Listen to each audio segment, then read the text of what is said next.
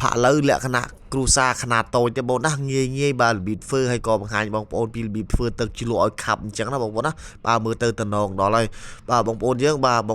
អាចមើលវីដេអូនេះហើយធ្វើជាមួយខ្ញុំបានបងប្អូនណាហើយកុំភ្លេច share ចែកចម្លែកទៅបងប្អូនយើងអ្នកដទៃផងគេលោឲ្យគាត់បានមើលក៏បានធ្វើទាំងអស់គ្នាបងប្អូនណាបាទថ្ងៃនេះដែរយើងទៅផ្សារទិញបានសាច់ជ្រូក1គីឡូជាមួយកលៀន2ថ្លើមម្ដុំជាមួយនឹងហ៊ុន1គីឡូបងប្អូនណាបាទឈាមម្ដុំបាទយកមកធ្វើជាផាក់លើចែកជូនបងប្អូនយើងទស្សនាទាំងអស់គ្នាបងប្អូនយើងបាទជំហានដំបូងនោះគឺយើងលាងសម្អាតគ្រឿងក្នុងជ្រូកជាមួយនឹងសាច់ជ្រូកបងប្អូនណាបាទបន្ទាប់មកទៀតគឺយើងស្រង់ដាក់មួយកធុនទុកមួយអន្លើសិនមកបងប្អូនយើងបាទដូចបងប្អូនឃើញស្រាប់អញ្ចឹងបាទពោះវិនសាច់គឺយើងតិចស្រស់បងប្អូនយើងបាទហើយបន្ទាប់មកទៀតគឺយើងចាប់ផ្ដើមដាក់ខ្លាញ់បាទដាក់ខ្លាញ់លីងជាមួយនឹងស្ករក្រហមតែម្ដងបងប្អូនយើងបាទហើយខាងស៊ីមរៀបខែនឹងសម្បូរណាបងប្អូនយើងអ្នកដែលត្រូវការស្ករក្រហមអាចតាក់ទងមកខ្ញុំបានបងប្អូនយើងបាទតម្លៃធូរឯងបាទបន្ទាប់មកទៀតគឺស្ករក្រហមហើយយើងចាប់ផ្ដើមដាក់គ្រឿងក្នុងជ្រូកក៏ដូចជាសាច់ជ្រូកចូលបងប្អូនណា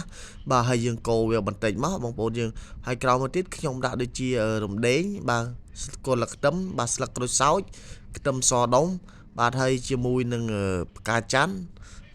សបកឈើអែមបងប្អូនយើងបាទជាងក្រោយគឺខ្ញុំថែមជាមួយម្ទេសក្រៀមបងប្អូនណាដើម្បីបន្ថែមរសជាតិហឹល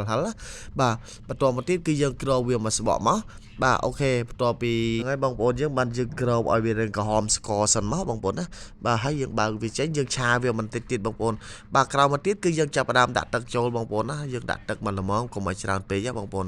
បាទហើយយើងក្រោបរមាស់វា15នាទីបាទយើងមកហាន់បន្លែទុកបងប្អូនណាបាទបន្លែយើងប្រើលឹកខ្ទឹមបាទជីវ៉ាន់ស៊ុយបាទជាមួយនឹងការ៉ុតអធិស្ឋានពេញប៉ោះបងប្អូនយើងបាទដាក់ជាមួយនឹងពេញប៉ោះបាទហើយ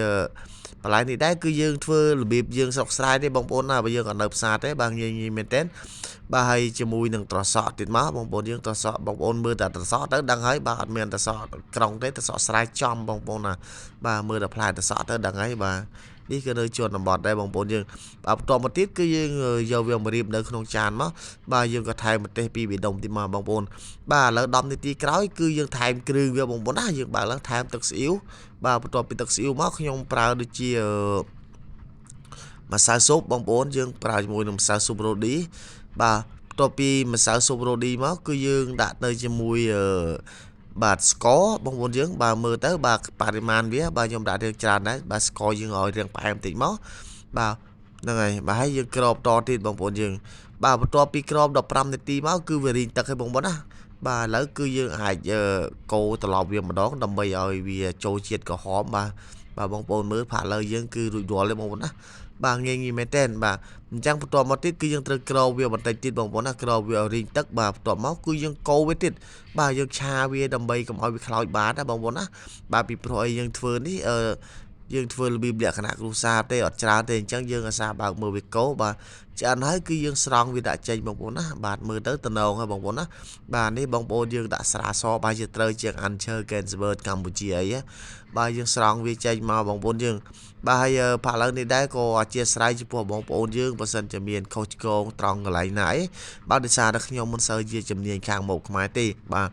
ផាក់លើគឺខ្ញុំធ្វើរបៀបផាក់លើបែបចិនផ្សេងណាបាទអញ្ចឹងបើសិនជាខុសត្រូវកន្លែងណាបងប្អូនជាស្រ័យបងបាទដូចបងប្អូនមើលអញ្ចឹងបាទរួចរាល់ហើយបងផាក់លើនេះបងឈាមក៏រាងបែកបន្តិចដែរបាទហើយចំណែកឯខ្ទះនេះគឺយើងអត់ចោលទេបងប្អូនណាបាទទឹកវាហ្នឹងគឺយើងដាក់ទឹកដាក់ខ្ទឹមសបាទកូរយកតែម្ដងដើម្បីយើងយកទៅធ្វើជាមួយនឹងទឹកជ្រលក់បាទខ្ញុំប្រើទឹកត្រីបន្តិចបាទបន្ទាប់មកគឺយើងវាយទឹកសៀងបងប្អូនយើងបាទទឹកសៀងបាទយើងទឹកសៀងយើងដាក់រៀងច្រើនមកបន្ទាប់មកទៀតគឺវាយទឹកពេញប៉ោះបងប្អូនណាបាទគ្រឿងគឺមានតែប៉ុណ្្នឹងទេបាទទឹកវាបាទយើងកូរវាទៅបាទវាយជាមួយប្រេងខ្យងតិចទៀតមកបងប្អូនបាទហើយជាមួយនឹងស្ករបន្តិចមកបាទនឹងហើយជាមួយនឹងរ៉ូឌីបន្តិចទៀតបងប្អូនហើយយើងលាយជាមួយប៊ីចេងបន្តិចយើងកូរវាបងប្អូនណាបាទយើងបើកភ្លើងកូរវាឲ្យវាខាប់មកបងប្អូនយើងបាទកូរទាល់វាខាប់មកបាទគឺវារួចរាល់ហើយបាទទឹកជ្រលក់ងាយមែនតើបងប្អូនយើងបាទអញ្ចឹងបងប្អូនយើងថាធ្វើទឹកជ្រលក់ល្មិចបាទទឹកជ្រលក់វាធ្វើអញ្ចឹងបាទងាយមែនតើបាទយើងអត់ឲ្យចោលនំតែខាតទេដោយសារតែទឹកវាគឺមានជាតិស្រាប់បងប្អូនបាទអរគុណច្រើនបងប្អូនណាបាទវីដេអូហ្នឹងគឺមានតែប៉ុណ្្នឹងទេសម្រាប់ចែករំលែកទៅបងប្អូនយើងទាំងអស់គ្នាក៏ដូចជា